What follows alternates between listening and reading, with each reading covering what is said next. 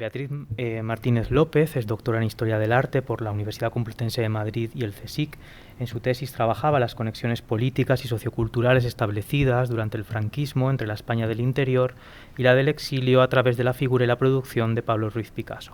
Forma parte de los proyectos de I+D+I, Rostros y Rastros en las identidades del arte del franquismo y el exilio, y Puentes creativos, desplazamientos, retornos, disidencias y adhesiones en el arte español contemporáneo. Actualmente mantiene un contrato de orientación postdoctoral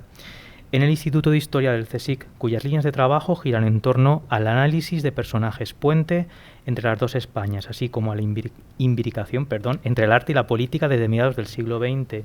Y el título de su comunicación es Un puente epistolar entre Carmen Conde y Mercedes Guillén, notas para la biografía de una escritora en el exilio. Tienes la palabra. ¿Se me oye así o me bajo un poco así, no? Vale. Bueno, no podía empezar sin agradecer, por supuesto, a la organización, a Manu, sobre todo, al patronato, porque, bueno, si no fuese por lo que había allí, yo tampoco estaría hoy aquí. Pongo ya por delante que no soy especialista en Carmen Conde y además vengo de la historia del arte, o sea que perdonadme si meto la pata en algún momento. Y luego, pues claro, a Ale Coello, porque fue quien me descubrió estas cartas de las que os voy a hablar hoy. Bueno, por el título creo que os merecéis una explicación y os la voy a dar, como decía cierto personaje, sobre quién es Mercedes Comaposada Guillén, ¿no? Entonces, bueno, ella fue hija de Josep Comaposada i Gili e Isabel Guillén Cervera, nació en Barcelona en agosto de 1900. Su padre, y ya pongo un poco en contexto el caldo de cultivo del que se va a nutrir Guillén, fue un político socialista bastante importante, muy próximo a Pablo Iglesias, uno de los fundadores, de hecho, de la UGT a finales del 19. De hecho, ella, siendo ya muy joven, hacia 1916, se afilió al Sindicato de Espectáculos Cinematográficos de la CNT, espectáculos públicos, perdonad, de la CNT, y luego, según señala Laura Vicente, que es una de las que más ha investigado la figura de Guillén, hacia 1920 ya estaba viviendo en Madrid, un poco también para alejarse de ese clima un poco hostil que se estaba dando en la Barcelona de principios de siglo. Cuando su padre se traslada a vivir con ella a Madrid, concretamente en los años 30, probablemente una casa que tenían en la zona del Plantío, a las afueras de la ciudad, ella, entre esa fecha y el 33, que es cuando él muere, es bastante activa en pues, revistas como Umbral o Tiempos Nuevos, muy vinculadas al movimiento anarquista. Precisamente esta guía temporal me interesa porque es ahí cuando se forjan algunas de las amistades que van a revertir posteriormente en proyectos políticos y culturales de una envergadura pues, importante, como, por ejemplo, Lucía Sánchez Sadornil, de la que se habló ayer. A ver si pasa... Bueno, sí. Como veis, bueno, pues ella, junto con Lucía y posteriormente también con Amparo Puig Gascón, fundarían ese germen en Madrid de lo que luego fue la Asociación Mujeres Libres, en la que, por cierto, pues como veis también en pantalla, Carmen Conde fue bastante activa. También ahí en ese momento conoce al que sería luego su pareja, Baltasar Lobo, escultor bastante relevante del ámbito de la Escuela Española de Artistas de París, sobre todo en el exilio, que de hecho pues, se encargaba de ilustrar muchas de estas portadas de la revista que comienza a editarse en el 36. Y luego también otro personaje muy relevante, sobre todo y gracias a través de lo que podemos consultar en el archivo de Carmen Conde, que fue Consuelo Verges, que también pues desde los años 30 estaba ya en Madrid, además pues era muy amiga de personajes como Clara Campoamor o Victoria Kent, y además pues bueno, ella también fue bastante activa en estas redes de mujeres libres. Es cierto que, bueno, además la propia Verges, que esto me pareció bastante llamativo, en una entrevista con Esther Benítez llegó a decir, y cito, me hizo anarquista Mercedes Guillén. Hasta el momento no he podido definir realmente cuándo se conocieron o cuándo entraron en contacto Verges y Guillén, aunque esto tuvo que ser, como os digo, poco después de la llegada de Verges a Madrid, hacia octubre del 31, precisamente porque se conservan una serie de cartas que Verges intercambia con Carmen Conde en el 33-34, donde hace alusión a Guillén y a las ganas que tenía Mercedes de ir a Cartagena. Claro, yo entiendo que estas ganas de Guillén de ir a Cartagena tenían que ver con conocer de primera mano lo que se estaba gestando en la Universidad Popular, por esta idea también de la capacitación de la clase obrera, la clase trabajadora, que en el caso de Guillén se extendía a la capacitación también de las mujeres y que luego pues, se desarrolló plenamente con mujeres libres. En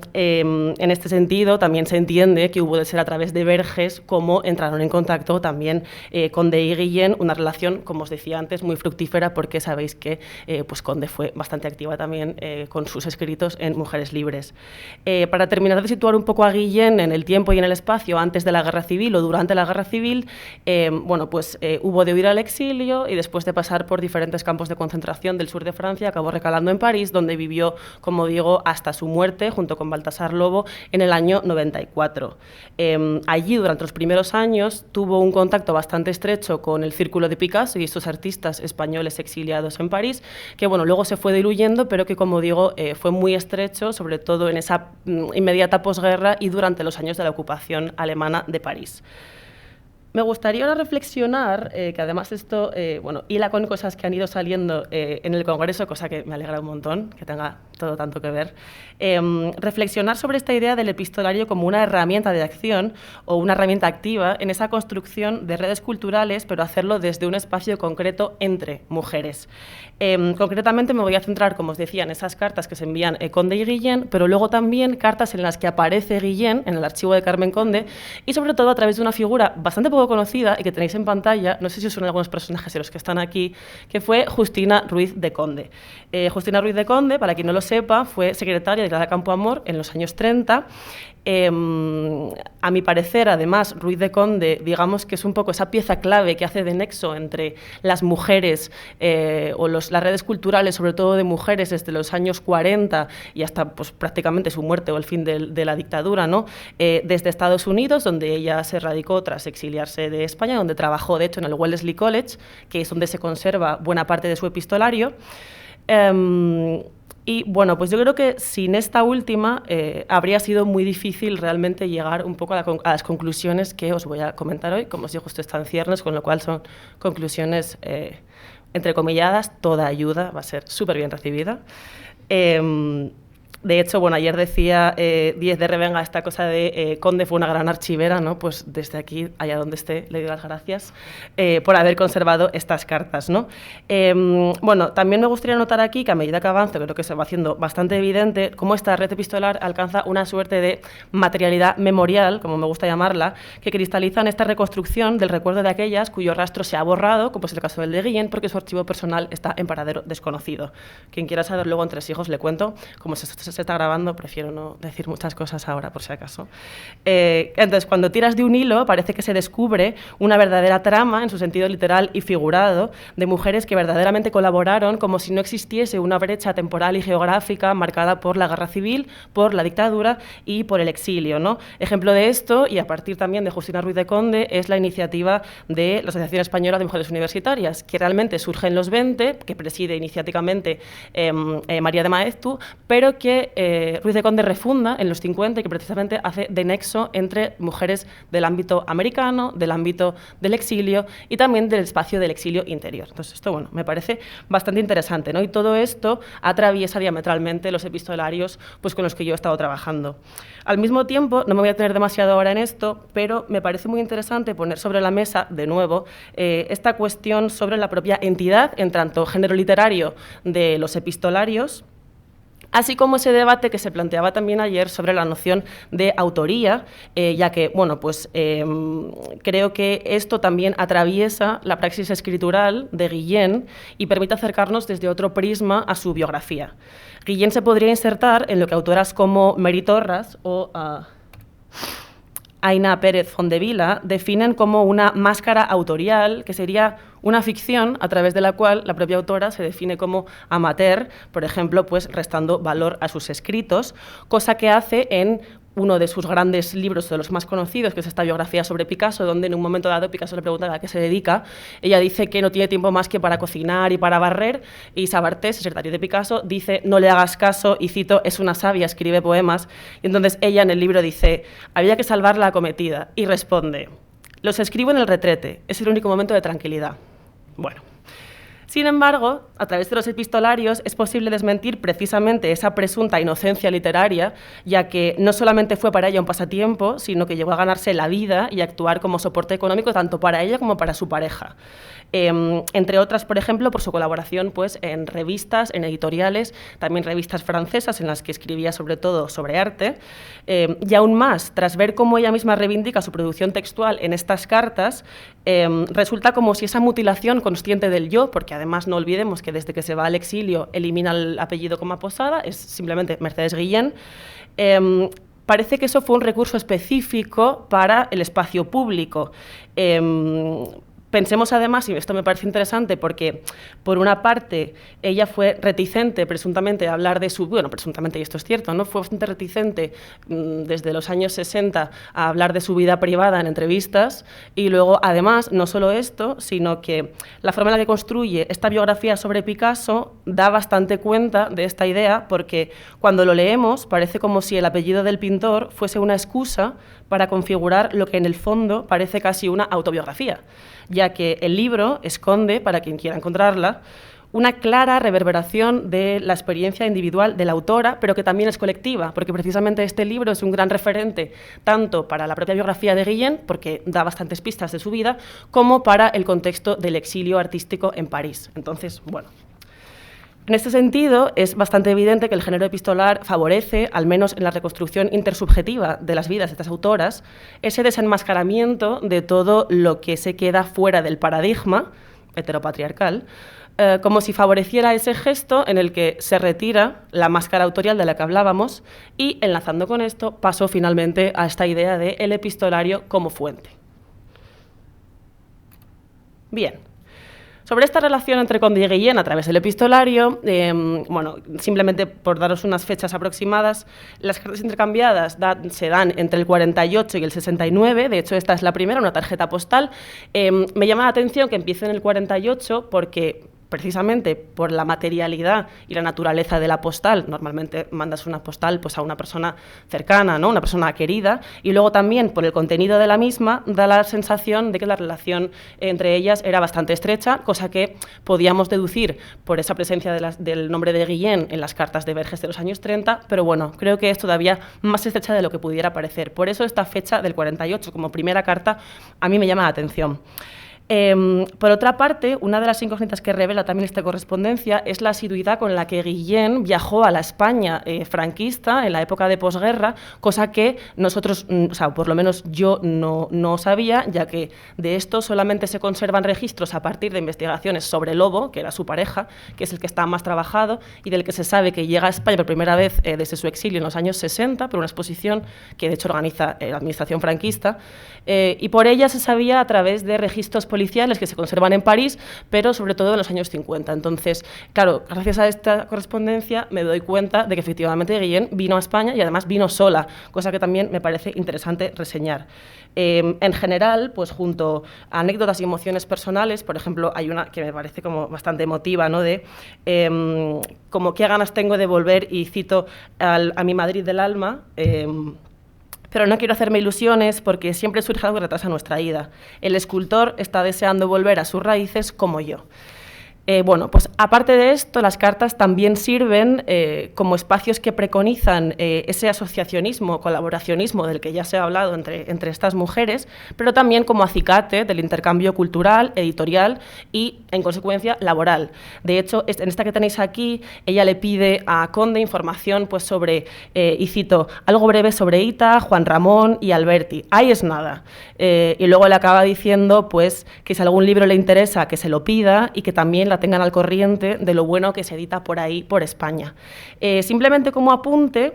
en el 53 se edita por parte de la editorial, bueno, en francés, Livre des Editions Espagnol, una editorial de base anarquista, fundada por anarquistas en Toulouse, que luego se traslada a París. Se edita El platero y yo de Juan Ramón Jiménez con ilustraciones de Lobo, y luego además también sabemos que Guillén tradujo para esta misma editorial fragmentos de obras del arcipreste de Ita, con lo cual, bueno, pues estas cartas también vienen a corroborar o a ampliar esa historia sobre información pues que en cierto modo sabíamos que estaba, pero que ahora pues podemos de alguna forma legitimar, ¿no? También hay otros datos que, bueno, sí que es cierto que os resultarán quizás más lejanos, pero para mi ámbito de estudio sobre estas redes entre artistas me parece bastante relevante. En esta misma carta del 51, en la parte delantera escribe a Carmen y bueno, pues incide, ¿no?, en esta idea de mándame libros pues, sobre la Dama de Elche, luego os contaré un poco a cuento de qué viene esto, pero en la otra parte de la carta se dirige a Antonio y le dice: los artistas se han reunido y no les parece conveniente participar. Creen que sería contribuir al éxito. Casi con total seguridad se está refiriendo a probablemente una invitación que a través de Antonio se hizo desde la institución franquista a estos artistas del exilio para participar en la llamada primera Bienal Hispanoamericana de Arte, que básicamente pues, era un ejercicio de propaganda política franquista a nivel cultural y claro, contar con este tipo de artistas en una iniciativa así pues sería limpiar su imagen, ¿no? Y de hecho ellos en contrapartida celebran esa contrabienal en París y entonces pues Mercedes da la sensación de que hace un poco de intermediaria, cosa que ya me he encontrado con otras situaciones, con lo cual creo que tenía una posición preeminente dentro de estas conexiones dentro-fuera. Luego, bueno, pues lo que os comentaba sobre el tema de Conde, ¿no? Ya no solo eso, sino también, y por eso me interesaba ayer preguntar sobre este tema de sobre qué artistas, ¿no?, escribía Conde, porque ella le manda información sobre Henri Laurent, que de hecho fue un escultor que acogió a Lobo y a Guillén cuando llegaron a París, con lo cual pues para ellos era un personaje además pues bastante especial, ¿no? Le manda información y luego pues en otras cartas también, por ejemplo en el 64, en una carta de hecho que Conde le manda a Amanda, le dice: le he pedido a Mercedes que me mande las memorias de Simone de Beauvoir porque según Elena Soriano son de mucho interés. Bueno, pues para que veamos también un poco este intercambio, ¿no? Como con todo, como avanzaba anteriormente, da la sensación de que el nudo determinante en estas relaciones también exilio-interior y en lo que refiere a la promoción de sus coetáneas fue Justina Ruiz de Conde.